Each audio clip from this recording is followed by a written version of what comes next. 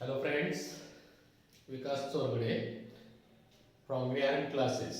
तुम्हाला आज नवीन पॉइंट शिकवणार आहे. काय त्याचं नाव? Moving coil galvanometer. Moving coil galvanometer पॉइंटचं नाव आहे. मूव्हिंग कॉईल गॅलव्हनोमीटर म्हणजे काय असते? तर याचा यूज जो आहे, moving coil galvanometer is used to detect small currents. Small current, छोटा करंट डिटेक्ट करण्यासाठी याचा यूज होतो. नेक्स्ट याच्यामध्ये काय असतं नेमकं? तर याच्यामध्ये एक सस्पेंडेड कॉईल आहे. ही जी आहे rectangular coil, suspended coil use केलेली आहे. याच्यामध्ये coil consisting of large number of turns. वायरचे जे टर्न्स आहेत ते large number of n number of turns असणार आहेत आणि ती कॉईल काय केलेली? सस्पेंड केलेली, लटकवलेली. ठीक आहे. त्याच्यानंतर याच्यामध्ये आयरन कोर यूज केलेली. ती जी कॉईल आहे ती आयरन कोर वरती गुंडाळलेली आहे. Iron core, soft iron core, rectangular coil, n number of turns. आणि ही कॉईल कशी साहाय्याने? तर स्पायरल स्प्रिंगच्या साहाय्याने लटकवलेली आहे. या पद्धतीने ही कॉईल लटकवलेली आहे. स्प्रिंग आहे आणि याला एक रेक्टँग्युलर कॉईल अशी जोडलेली. त्या कॉईल मध्ये काय केलेलं आहे? n number of turns of the wire. वायरचे नंबर ऑफ टर्न्स आहेत. ठीक आहे. त्याच्यानंतर एक हॉर्सशू मॅग्नेट यूज केलेले आहे. घोड्याचे जे पायाचे नाल असते त्या टाइपचं horseshoe magnet. Horseshoe magnet use केलेले. त्याच्यामध्ये एक नॉर्थ आणि साऊथ पोल आहे. आणि ठीक आहे. आणि इथे एक पॉइंटर यूज केलेला आहे. तर बघा आता याच्यामध्ये काय होतंय? तर इथं जे हॉर्सशू मॅग्नेट आहे त्याच्यामुळे जे मॅग्नेटिक फील्ड तयार झालेलं आहे, त्या मॅग्नेटिक फील्ड मुळे बी एवढं मॅग्नेटिक फील्ड प्रोड्यूस झालेलं आहे. बी म्हणजे मॅग्नेटिक फील्ड प्रोड्यूस झालेलं आहे. डायग्राम मध्ये काय काय व्यवस्थित लक्षात घ्या. त्याच्यानंतर नेक्स्ट याच्यामध्ये कॉईल मधून ज्यावेळेस करंट पास होईल त्याची जी लेंथ असेल ती लेंथ L असेल आणि ब्रेड्थ B असेल. कॉईल रेक्टँग्युलर कॉईल आहे. L is the length of the coil. Next याच्यामध्ये आणखी काय आहे? A is equals to L into B म्हणजेच एरिया ऑफ कॉईल. ही जी कॉईल आहे कॉईलचा एरिया. नेक्स्ट आणखी काय याच्यामध्ये? I current passing through coil. Coil मधून जाणारा करंट, करंट थ्रू कॉईल. आणि मग ज्यावेळेस या कॉईल मधून कंडक्टर मधून एखादा करंट पास होतो त्यावेळेस त्या कंडक्टर वरती मॅग्नेटिक फील्ड मध्ये कंडक्टर मधून जर करंट पास होत असेल तर त्यावेळेस त्या कंडक्टर वरती जो फोर्स एक्झर्ट होतो तो force F is equals to I into L into B. हा मॅक्झिमम फोर्स एक्झर्ट होतो. याला वेक्टर फॉर्म मध्ये जर लिहिलं तर F bar is equals to I into L bar cross B bar. या पद्धतीनं हा फॉर्म्युला अशा पद्धतीनं पण लिहिता येतो. I into L cross B. Cross product म्हणजेच LB sin थीटा मध्ये लिहिता येते. Theta is equals to 90 degree. Maximum force produce होतोय. काय तर बघायचं, ज्यावेळेस करंट या डायरेक्शन मध्ये पास होईल त्यावेळेस हा फोर्स असेल आणि करंट असाच पास होत असेल इकडून इकडे आला या डायरेक्शन मध्ये पास होईल. दोन कंडक्टर मधून अपोजिट डायरेक्शन मध्ये करंट पास व्हायला लागलेला आहे म्हणजेच अपोजिट फोर्सेस एक्झर्ट व्हायला लागले. तिथं अपोजिट फोर्सेस एक्झर्ट व्हायला लागले तर ते फोर्सेस जे आहेत ते अपोजिट इक्वल आणि अपोजिट फोर्सेस जे आहेत ते काय करतात? प्रोड्यूस टॉर्क, कपल प्रोड्यूस करतात. आणि ते जे टॉर्क आहे तिथं तर ते टॉर्क काय होतंय? F is equals to I into L cross B. तर तिथं जे टॉर्क प्रोड्यूस झालेला असणार आहे तर टॉर्क म्हणजे काय असणार आहे? Torque is equals to force into perpendicular distance between two forces. Between forces एवढा टॉर्क प्रोड्यूस होतंय. टॉर्क किती प्रोड्यूस होते? कशामुळे प्रोड्यूस होते? व्यवस्थित लक्षात घ्या. दोन इक्वल आणि अपोजिट फोर्सेस एका कंडक्टर वरती जर एक्झर्ट होत असतील तर तिथं काय टॉर्क प्रोड्यूस होतोय. टॉर्कचा formula magnitude of one of the force into perpendicular distance between two forces, या दोघांमधलं परपेंडिक्युलर डिस्टन्स किती आहे, बी एवढा असणार आहे. आणि मग torque tau is equals to force म्हणजे I into L into B into काय इकडं परपेंडिक्युलर डिस्टन्स बी. एल आणि बी जर एकत्र केलं तर टॉर्क किती प्रोड्यूस होते, एल क्रॉस बी म्हणजे काय सांगितलेलं आहे, एल इंटू बी म्हणजे length into breadth, area of the coil म्हणजेच I into area A into B. जर समजा कॉइल मध्ये नंबर ऑफ टर्न्स असतील, एन म्हणजे number of turns in the coil, त्या कॉइल मध्ये एन नंबर ऑफ टर्न्स असतील तर torque is equals to N into I A B. हा फॉर्म्युला सिंपल फॉर्म्युला तयार होते. सिंपल कन्सेप्ट आहे, जास्त काय टेन्शन घ्यायचं नाही, काय नाहीये. काय सिंपल कन्सेप्ट आहे, फोर्स, फोर्स वरून टॉर्क, फोर्सचा डायरेक्ट फॉर्म्युला घेतलेला आहे, 11th मध्ये बघितलेला आहे आपण. काय तर एखाद्या कंडक्टर मधून करंट पास होत असताना मॅग्नेटिक फील्ड मध्ये त्याच्यावरती जो काय फोर्स एक्झर्ट होतो I into L into B, I L B sine theta म्हणलं तरी चालेल. आणि मग इथं काय कंडक्टर मध्ये बघायचं, ते दोन कंडक्टर आहेत, एकामध्ये डाऊनवर्ड डायरेक्शन मध्ये आणि याच्यामध्ये हा आलेला इकडून करंट आहे तो अपवर्ड डायरेक्शन मध्ये, करंट अपोजिट डायरेक्शन मध्ये पास होईल. तर याच्यामध्ये याची जे डायरेक्शन आहे कशामध्ये, फोर्सचे जे दोन डायरेक्शन आहेत ते अपोजिट डायरेक्शन झाले आणि अपोजिट डायरेक्शन मध्ये फोर्स एक्झर्ट होत असेल तर टॉर्क प्रोड्यूस होते. टॉर्क जे प्रोड्यूस झालेला आहे तो फोर्स इंटू परपेंडिक्युलर डिस्टन्स एवढा टॉर्क असतो. आणि मग force I L B into perpendicular distance B, L into B, length into breadth, area of the coil. N number of turns असतील तर एन आय ए बी. हे काय झालं याच्यामधला, तर इथं टॉर्क फाइंड केला आपण. आता इथं आपल्याला करंट पण फाइंड करता येईल. करंट कसा फाइंड करता येतो, तर करंट साठी बघायचं ते काय केलेलं आहे,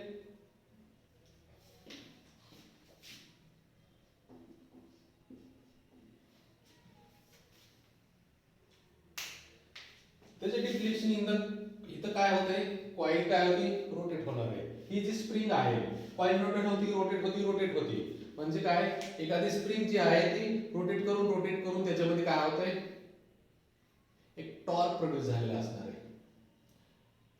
टॉर्क किती प्रोड्यूस होते त्याच्यामध्ये, कॉइल रोटेट झाली, ती रोटेट झाली आणि कंटिन्यूअसली रोटेट झाल्यामुळे ती जी स्प्रिंग आहे त्या स्प्रिंग मध्ये एक रिस्टोरिंग टॉर्क प्रोड्यूस होते. नीट आहे का, काय म्हणतोय, काय म्हणतोय, ही कॉइल रोटेट झाली टॉर्क मुळे, ही रेक्टँग्युलर कॉइल रोटेट होती कंटिन्यूअसली, रोटेट होती, ही जोडलेली कशाला, स्पायरल स्प्रिंगला जोडलेली, मग स्प्रिंग पण रोटेट होणार, स्प्रिंग रोटेट होऊन त्याच्यामध्ये रिस्टोरिंग टॉर्क प्रोड्यूस होते. आणि तो रिस्टोरिंग टॉर्क किती असतो, तर रिस्टोरिंग टॉर्क जो आहे तो डायरेक्टली प्रोपोर्शनल टू थीटा एवढा असतो. म्हणजे due to rotations in the coil,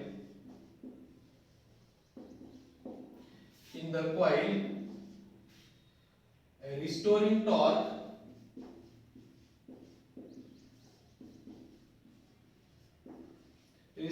torque is produced in the coil. आणि restoring torque जो आहे डायरेक्टली प्रोपोर्शनल टू थीटा, म्हणजे restoring torque is equals to c into theta. c म्हणजे torsional constant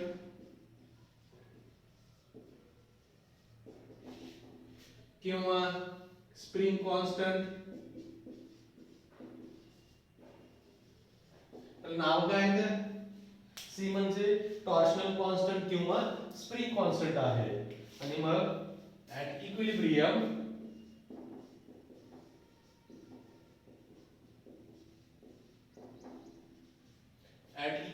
इक्विलिब्रियमला produce झालेला torque आणि store केलेला torque दोन्ही torque same राहतात. म्हणजेच torque tau is equals to restoring torque tau R. दोन्ही इक्वल घेतले, N I A B equal to C theta, N I A B is equals to C theta. The current I is equals to C upon N A B into theta. I इथंच ठेवला N A B right साइडला division मध्ये, म्हणजेच हे constant जर घेतलं I directly proportional to theta if C divided by N A B is equals to constant. म्हणजे काय सांगता येईल, मूव्हिंग कॉइल गॅलव्हॅनोमीटर मध्ये current passing through the coil is directly proportional to deflection in the coil. I directly proportional to theta. हे झाल्याचं principal working. त्या पद्धतीने आपण करंट किती पास होतंय थीटा आणि म्हणजे डिफ्लेक्शन इन द कॉइल आणि करंट मधलं रिलेशन काय आहे ते बघितलेलं आहे. सिंपल आहे, फॉर्म्युला लक्षात ठेवायचा आहे. सीईटी नीट जेडब्ल्यू साठी आयएमपी फॉर्म्युला आहे, महत्त्वाचा फॉर्म्युला आहे. बोर्ड साठी एवढं महत्त्वाचं नाही पार्ट, पण सीईटी नीट आणि जेई साठी इम्पॉर्टंट आहे. त्याच्यामुळं कंडक्टर वरती ऍक्ट होणारा फोर्स किती असतो, फोर्स कसा असतो फाइंड केलेला हा फोर्स आहे. टॉर्क किती ऍक्ट होते मूव्हिंग कॉइल गॅलव्हॅनोमीटर मध्ये किंवा एखादी रोटेटिंग कॉइल आहे त्या रोटेटिंग कॉइल मधला टॉर्क किती प्रोड्यूस होतोय, रिस्टोरिंग टॉर्क किती असतंय, कॉइल मधला करंट किती पास होतोय, ह्या गोष्टी आपण बघितलेल्या आहेत. व्यवस्थित लक्षात घ्यायचं आहे.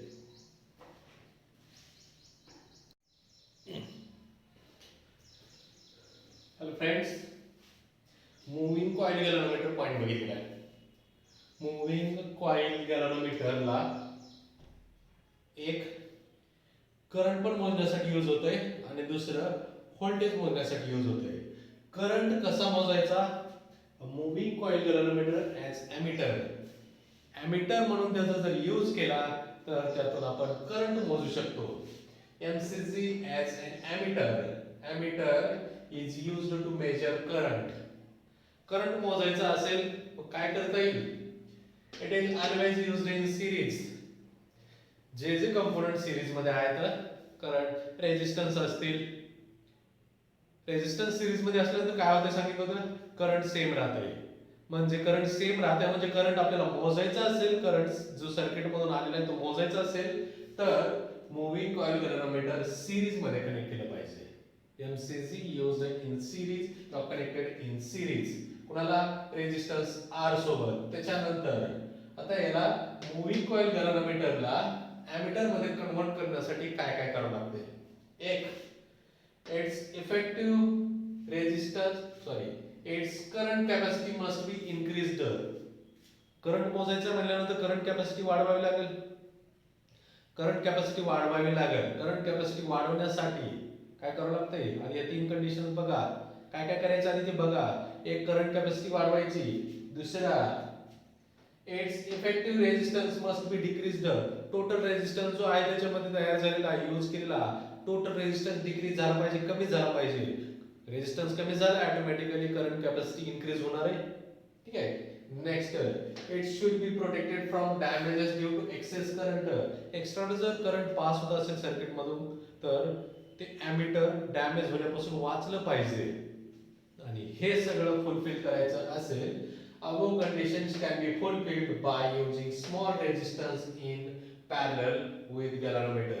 हा जो गॅलव्हॅनोमीटर आहे त्या गॅलव्हॅनोमीटरला एक पॅरलल मध्ये रेजिस्टन्स जोडलेला S. या S ला काय म्हणतात, शंट रेजिस्टन्स. ब्रॅकेट मध्ये शंट रेजिस्टन्स.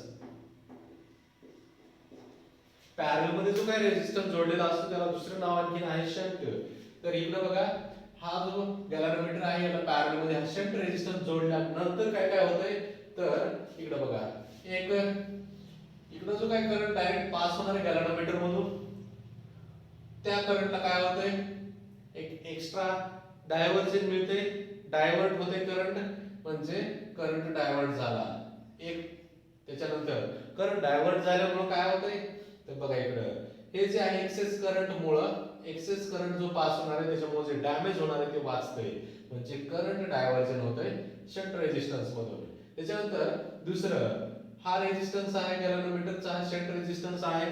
मग ह्या दोघांचा स्मॉल रेजिस्टन्स आहे. पॅरलल कॉम्बिनेशन मध्ये जो काय रेजिस्टन्स मिळतो आपल्याला इफेक्टिव्ह रेजिस्टन्स, हा जो काही छोटा रेजिस्टन्स असतो त्याच्यापेक्षा कमी रेजिस्टन्स मिळतो पॅरलल कॉम्बिनेशन.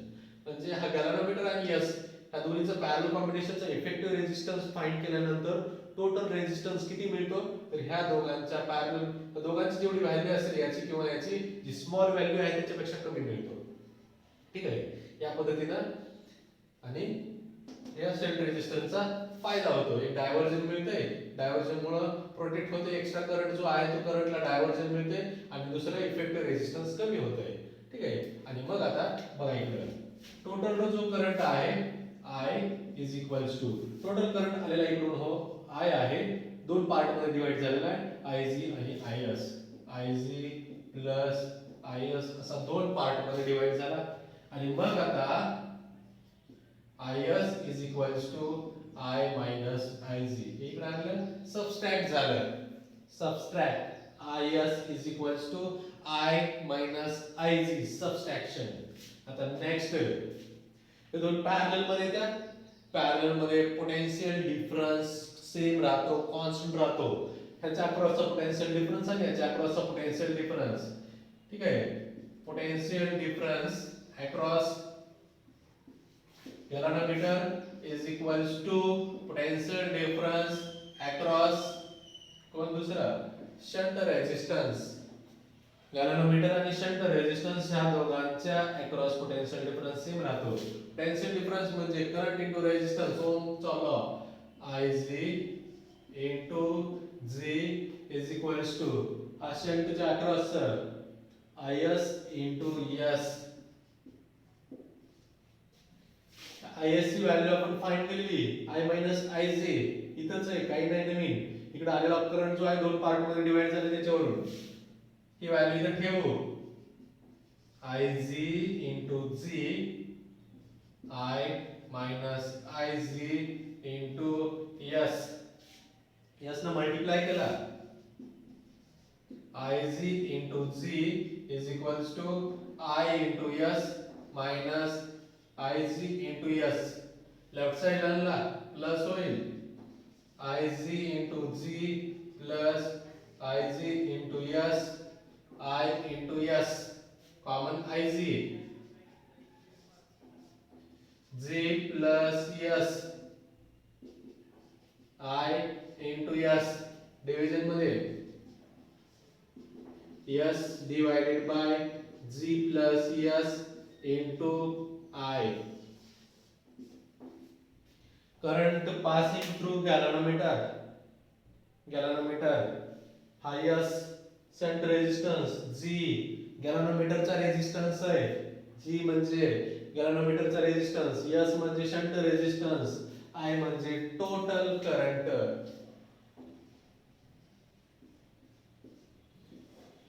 I म्हणजे टोटल करंट. नेक्स्ट आता याच्यामधून IS पण फाइंड करता येईल. IS कसं फाइंड करायचं बघू आपण. IG च्या जागी I मायनस IS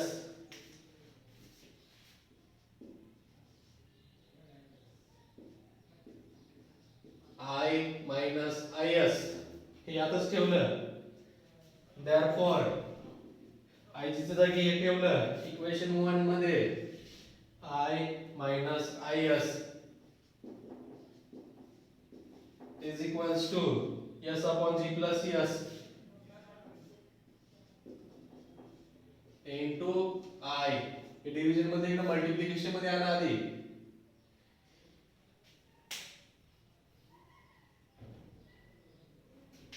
डिव्हिजन मधलं मल्टिप्लिकेशन मध्ये आणलं.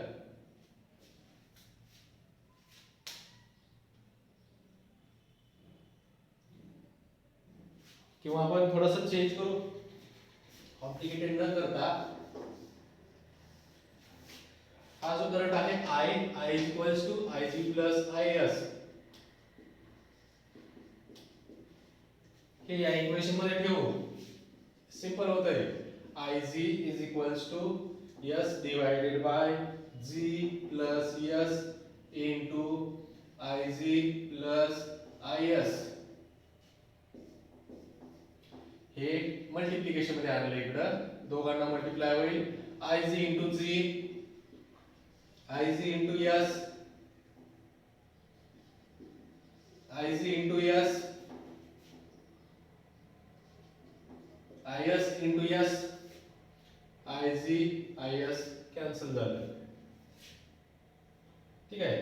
त्याच्यानंतर आता व्हॅल्यूज ठेवू आपण कोणती, तर IG ची व्हॅल्यू आपण रिप्लेस करू. आता आयजी ची व्हॅल्यू रिप्लेस केल्यानंतर काय मिळते बघा. शिल्लक ठेवलंय IG into G is equals to I S into S. IG ची व्हॅल्यू इथून घेऊ आता आय मायनस आय एस.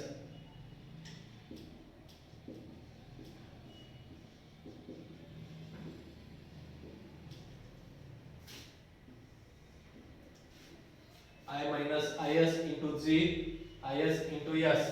आता जी न मध्ये मल्टिप्लाय केलं I into G minus I S into G I S into S. Right साइडला plus होईल I into G I S into S I S into G I S common घेतला I into G S plus G. Division मध्ये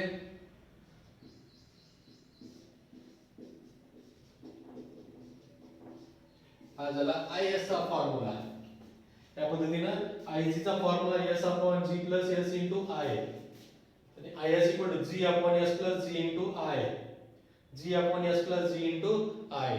या पद्धतीनं आपण काय करू शकतो तर मूव्हिंग कॉइल गॅलॅनोमीटरला एमीटर मध्ये कन्वर्ट करू शकतो. एमीटर मधून पास होणारा जो करंट आहे गॅलॅनोमीटर मधून पास होणारा करंट आयजी किंवा शंट मधून पास होणारा जो करंट आहे आयएस त्या व्हॅल्यूज आपण या पद्धतीनं फाइंड करू शकतो. ठीक आहे.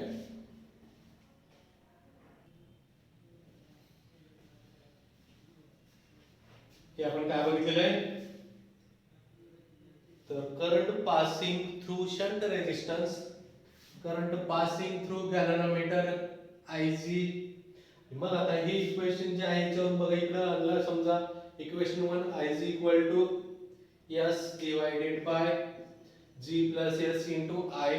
आता बघा जर समजा टोटल रेजिस्टन्स आय हा गॅलॅनोमीटरच्या रेजिस्टन्सच्या n टाइम्स असेल मल्टिपल असेल गॅलॅनोमीटरचा रेजिस्टन्स आयजी असेल आयजी त्याच्या n टाइम्स जर टोटल रेजिस्टन्स असेल I equal to n times Ig ही व्हॅल्यू जर इक्वेशन मध्ये ठेवली Ig is equals to s upon g plus s into याच्या जागी n इंटू Ig घेतला n into Ig. Ig cancel होईल दोन्ही साइडचा. आता काय राहतंय s into n divided by g plus s. g plus s multiplication मध्ये इकडे येईल 1 g प्लस s आणि हा s इंटू n इथंच राहील. हा s राइट साइडला सबट्रॅक्शन मध्ये g equal to s into n minus s. s common घेतला n मायनस 1 इंटू s म्हणजे s is equals to g upon n minus 1. या पद्धतीने हे काय मिळते आपल्याला टोटल शंट रेजिस्टन्स. अशा वेगवेगळ्या पद्धतीने फॉर्म्युले आहेत. म्हणजे फॉर्म्युले काय दिलेले आहेत तुम्हाला फॉर्म्युले लक्षात ठेवायचे तर जर समजा s दिलेला असेल g दिलेला असेल Ig फाइंड करा Ig फाइंड केला Is फाइंड करा शंट रेजिस्टन्स मधला करंट फाइंड करा. हा फॉर्म्युला यूज करता येईल. मल्टिपल मध्ये टोटल करंट हा गॅलॅनोमीटरच्या करंटच्या मल्टिपल मध्ये असेल इंटिग्रल मल्टिपल मध्ये तर त्यावेळेस shunt resistance g upon n minus 1 हा फॉर्म्युला यूज करता येईल. या पद्धतीनं डिफरंट फॉर्म्युले आपण यूज केलेले आहेत. हे फॉर्म्युले व्यवस्थित लक्षात घ्यायचे. तर या पद्धतीनं एमीटर आहे. नेक्स्ट लेक्चर मध्ये आपण व्होल्टमीटर बघणार आहे. चॅप्टर मधला लास्ट पॉइंट येतो. ठीक आहे.